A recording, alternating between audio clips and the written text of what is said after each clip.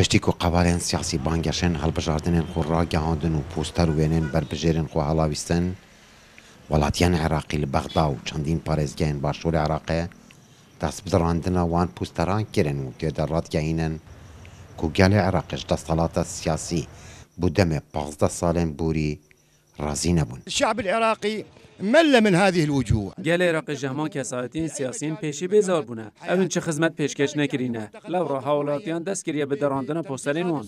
حق الشعب العراقي مافê gelê Iraqê heye bo dirandina wan posteran ji ber ku ne li gor nerîna giştî ne. أنا بالنسبة لي إذا عندي شهيد أطلع ji bo min ger şehîdekê min hebe û dixwazim ku hêşa xwe derxînim.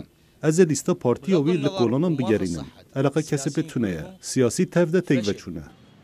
Li lêdwana şîrovekkarekê siyasî radgehînîtin ku dirandina posterên berbijêran bû du egeran vedgerîtin. يعني ردة فعل المواطنين العراقيين على Dirastiyê de ev bersivdana welatiyên Iraqê ne di derbarî hilbijartinan de.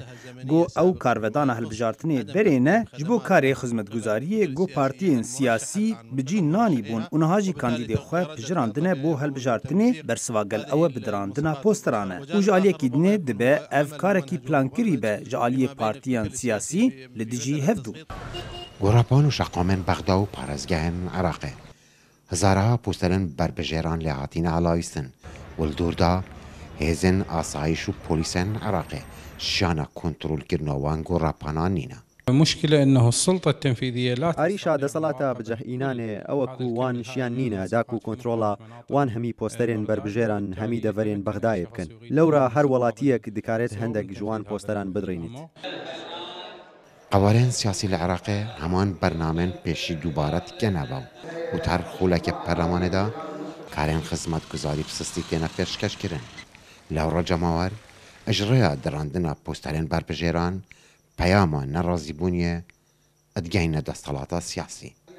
Li Bexda Nizar Ebdullah, Dengê Amerîka.